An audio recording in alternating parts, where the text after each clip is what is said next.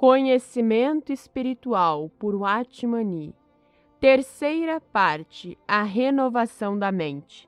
Capítulo 8, a maneira de renovar. Perguntaríamos agora, como pode a mente ser renovada? Temos nova vida, temos um novo coração. Nossa mente foi renovada e esclarecida por Deus pelo menos uma vez. O de que precisamos agora é ter nossa mente aberta a Deus diariamente, para receber tudo o que dele provém, para conhecer a sua vontade, compreender seu coração e seus ensinamentos. Irmãos, vocês desejam conhecer a vontade e o coração de Deus? O ensinamento da Bíblia? Se realmente o desejarem, sua mente tem de ser renovada. Em Efésios capítulo 4, o apóstolo nos instrui a que, tendo ouvido a Cristo e tomado conhecimento da verdade em Jesus, pratiquemos o que aprendemos. Portanto, as exortações dos versículos 25 em diante baseiam-se no que nos ensinam os versículos 20 a 24. Em outras palavras, os versículos 20 a 24 mostram-nos a posição que o crente tem no Senhor, ao passo que os versículos de 25 em diante falam-nos da conduta que o crente em tal posição deve ter no mundo. De acordo com a realidade, nós que estamos no Senhor já abandonamos o velho homem. Mas isto não quer dizer que na experiência não mais veremos a sombra do velho homem. Pela posição, nossa mente já foi renovada. Mas isto também não implica que ela não precise de renovação contínua. Pelo contrário, a renovação da mente é uma necessidade constante. Pensemos em despojem-se do velho homem.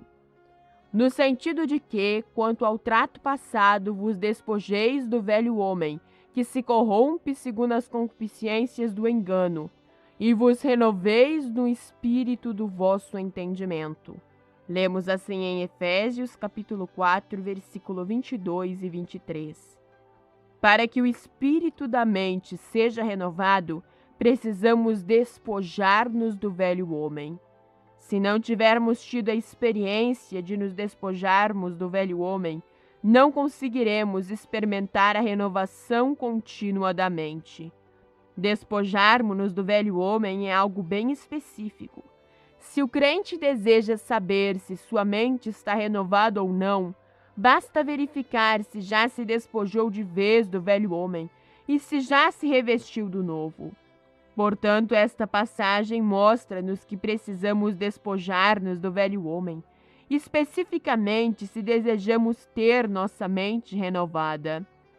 E para assegurar renovação contínua, é preciso um despojamento contínuo do velho homem, da mesma forma que quando nos despimos, pomos de lado nossas roupas, assim também precisamos exercer nossa vontade para lançar de nós o velho homem. Tudo o que pertencer ao velho homem, seja palavra, pensamento ou ação, precisa ser continuamente rejeitado. Quer seja pecado, quer impureza, quer seja o eu, precisa ser negado. Por outro lado, precisamos também pedir definitivamente que o Espírito Santo renove a nossa mente e ter confiança plena de que ele o fará. Esta renovação da mente é obra do Espírito Santo. Se nos livrarmos do obstáculo, despojando-nos do velho homem, e então confiarmos no Espírito Santo para conduzir a obra de renovação, ele fará isso por nós. Desejo ressaltar que o que Romanos capítulo 6 diz a respeito do velho homem é diferente do que Efésios capítulo 4, versículo 22 e 23 apresenta. Romanos capítulo 6 fala do ato consumado no Senhor, dizendo que o nosso velho homem foi crucificado. Assim é preciso que creiamos. Efésios capítulo 4, contudo, não menciona o fato de o velho homem ter sido crucificado. Pelo contrário, apresenta o despojamento. A crucificação do velho homem, portanto, é uma questão de fé. Despojar-se é, por outro lado, uma questão de vontade. Para que nos despojemos de alguma coisa, é preciso que exerçamos a vontade. Precisamos, portanto, não apenas crer que o velho homem foi crucificado, mas também despojarmos-nos desse velho homem mediante uma demonstração especial de nossa vontade. Não seremos bem-sucedidos se somente tivermos fé, mas não a vontade para nos despojarmos do velho homem. A vontade é tão necessária quanto a fé. Observemos sobre tratar do pecado no coração. Devemos também observar outra coisa. Como todos os defeitos da mente se originam no coração do homem, um coração preconceituoso tem de ser corrigido antes que a mente se renove. Um coração anormal pode impedir a luz de Deus. Da mesma forma que uma folha pode bloquear a luz, assim também um pequeno pecado pode obstruir a luz de Deus. Muitos têm tido pecados em seus corações. Quando esses pecados são tratados adequadamente, o coração endireita e o crente pode conhecer a vontade divina. Quem não conhece a vontade de Deus tem o coração corrompido. Quem é o homem a quem Deus pode ensinar?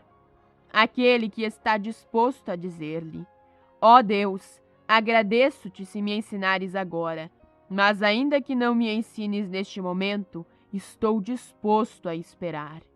O crente que é dócil ao ensinamento de Deus, ao ouvir uma mensagem, perguntará ao Senhor: ó Deus, estou errado? O que está sendo pregado é certo? Dar ouvidos a uma mensagem pode muito bem revelar a justeza do coração. O que há de mais precioso em uma mente renovada é que ela pode abrir ou fechar o nosso pensamento. Uma mente renovada pode, com relação a Deus, conhecer a vontade de Deus. Com relação ao eu, controlar o próprio pensamento. Com relação aos outros, discutir e compreender o que é dito.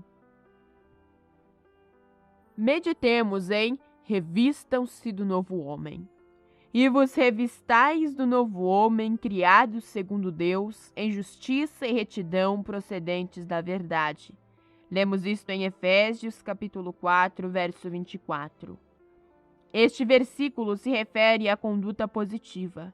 Se desejarmos ter uma mente renovada e renová-la sempre, precisamos revestir-nos do novo homem. Isto também é um ato da vontade. O que significa revestir-se do novo homem? Nosso novo homem é criado em justiça e retidão procedentes da verdade, segundo a imagem de Deus. Resumindo, as características deste novo homem são justiça e retidão procedentes da verdade.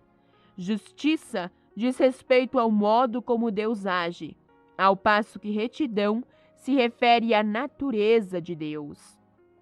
Deus é conhecido sob 3 aspectos diferentes: glória, santidade e justiça. A glória aponta para o próprio Deus. A santidade se refere à natureza divina e a justiça indica o modo como ele faz as coisas. É bem verdade que fomos criados à imagem de Deus, no que se refere à justiça e à sua santidade. Não podemos partilhar da glória divina, pois sua glória é a sua divindade, mas podemos ter a retidão e a justiça de Deus. Para sermos como ele, precisamos permitir que a natureza de Deus opere em nós a seu modo. Quantos crentes hoje têm sensação profunda do pecado? Sinto vergonha ao confessar que minha sensibilidade para com o pecado não é suficientemente profunda. A senhorita Barber era uma pessoa que realmente sabia o que é o pecado e o que é a santidade de Deus. A pessoa poderia ser orgulhosa e ciumenta a vida toda, sem jamais conhecer o orgulho e o ciúme. Mas no momento em que se encontrasse na presença dessa irmã, perceberia aquilo de que havia estado inconsciente. A senhorita Barber odiava com toda a veemência o pecado e era hábil em lidar com ele. Como era muito exigente consigo própria, podia ser muito franca com os outros. Assim que chegasse à nossa presença, ela faria com que enxergássemos o que o orgulho e o ciúme são em realidades. Esta irmã conhecia deveras a Deus.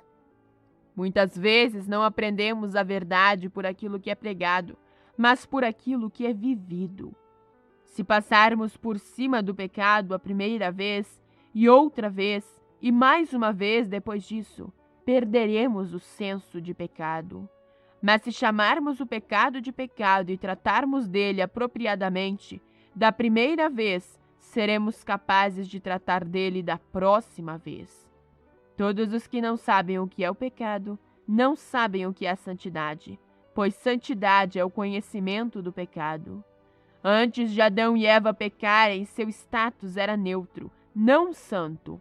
Somente ao conhecerem o pecado, compreenderam o significado da santidade. O que é iniquidade?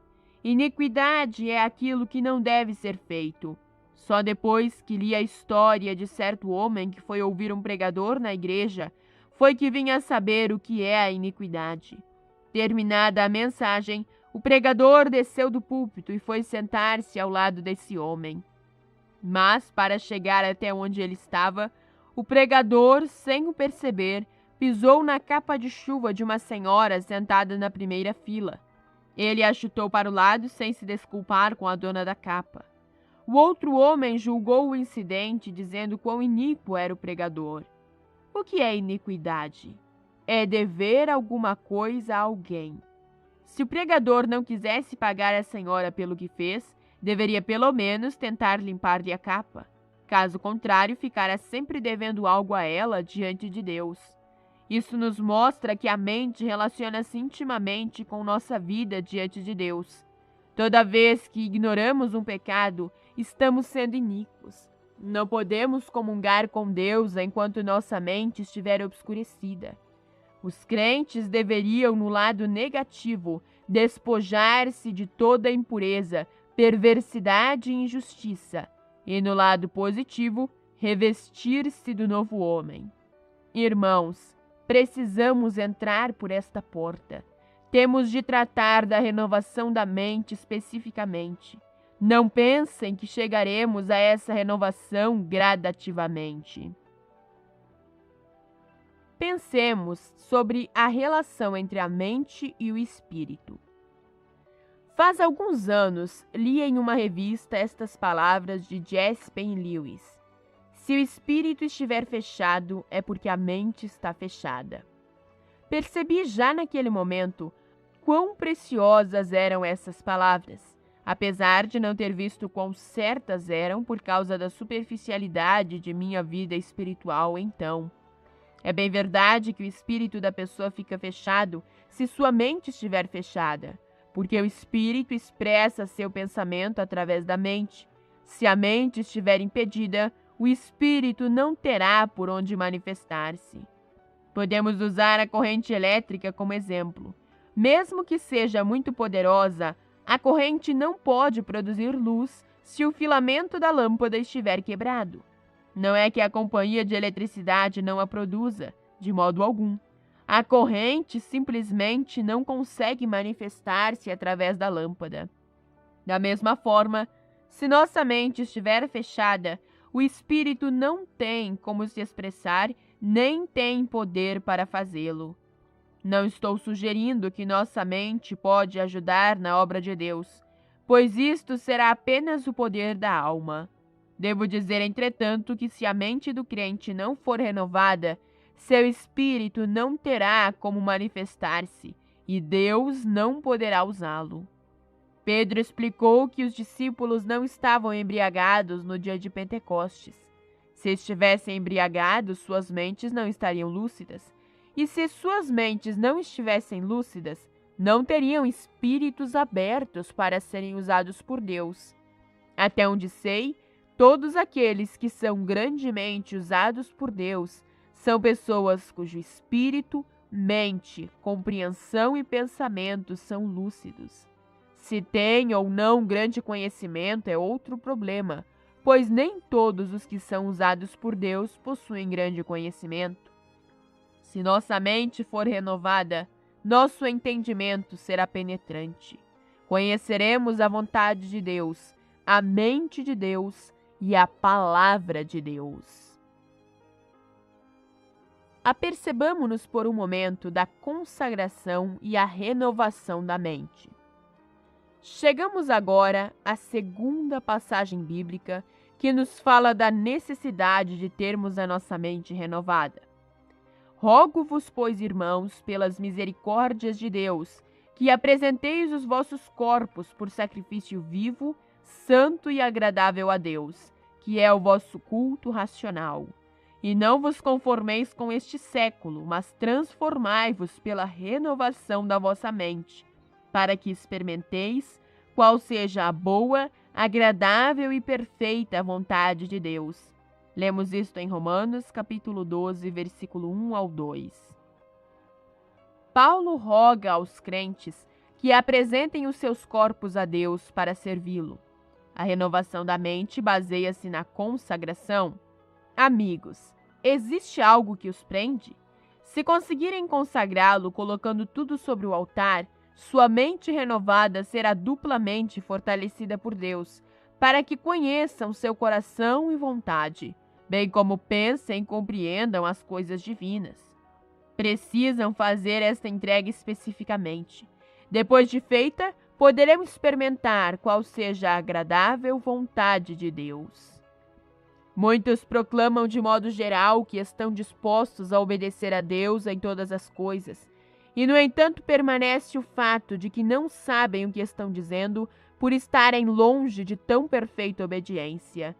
Quando o Senhor se aproximava da morte, Pedro anunciou intrepidamente: ainda que me seja necessário morrer contigo, de nenhum modo te negarei. Conforme lemos em Mateus, capítulo 26, verso 35. Muitos são como Pedro, não sabem o que Deus requer deles e por isso não crescem espiritualmente. Para determinar se o grau de progresso espiritual de um crente, é só indagar o que Deus está presentemente exigindo dele. Por exemplo, de um pecador recém-salvo, Deus pode requerer que deixe de fumar, jogar ou outra questão externa. Sabemos que isto nada mais é do que o primeiro passo na vida espiritual, pois não existe muita profundidade nele. Aos poucos, o crente começará a perceber também que ciúme, orgulho e coisas desse tipo são igualmente más. Ele está, portanto, progredindo um pouco. Mais tarde ainda, Deus o instrui para que deixe de lado sua própria opinião na obra divina. Isto indica mais progresso. Resumindo, as exigências de Deus vão se aprofundando cada vez mais. Alguns cristãos sabem que não devem fumar ou jogar. Outros sabem que não devem ser orgulhosos ou ciumentos. Mas nada sabem além disso. Deveríamos ofertar a Deus de acordo com o que sabemos. E assim nossa mente será renovada. Mas ao mesmo tempo, nossa mente renovada nos dirá que devemos ir além do que ofertamos a Deus.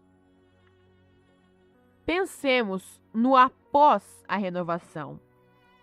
A mente de um número demasiado grande de cristãos é como uma janela coberta de sujeira. Após a mente ter sido renovada, no entanto, torna-se como uma janela limpa que deixa entrar a luz do sol. O crente consegue compreender mais e mais o que Deus requer dele. Sua mente tornou-se extremamente perspicaz e alerta. Pode saber com clareza o que Deus exige. A razão por que muitos cristãos não conhecem a vontade divina é que não têm o receptor apropriado. Conseguem apenas supor qual seja a vontade de Deus. Mas se sua mente for renovada, conseguirão conhecer cada vez mais claramente a vontade divina. Vejamos um exemplo. Em relação ao julgamento. Um faz diferença entre dia e dia, outro julga igual todos os dias. Cada um tem a opinião bem definida em sua própria mente. Lemos isto em Romanos, capítulo 14, versículo 5. Como é que se julga o que é certo e o que é errado? Cada qual julga de acordo com sua própria mente. Vejamos em segundo lugar, com relação ao entendimento. Então lhes abriu o entendimento para compreenderem as Escrituras. Assim nos diz Lucas, capítulo 24, versículo 45. Entendimento, aqui é mente, porque o Senhor Jesus abriu o entendimento dos discípulos para compreenderem as Escrituras. Lembrem-se de que só compreenderemos a Bíblia depois que Cristo abrir nossa mente. À medida que a mente vai sendo aberta, passamos a compreender as Escrituras. Por isso, toda vez que lermos a Bíblia, devemos orar a Deus dizendo: humilho-me como uma criança diante de ti. Não sei nem compreendo o significado desta passagem. Peço-te que me concedas luz. Não é necessário que Deus o capacite a compreender ou possuir a verdade na hora em que estiver lendo a palavra. Às vezes, quando estiver andando na rua ou executando algum trabalho, ou aprontando-se para deitar ou levantando-se da cama, Deus abre sua mente e fala compreender a verdade.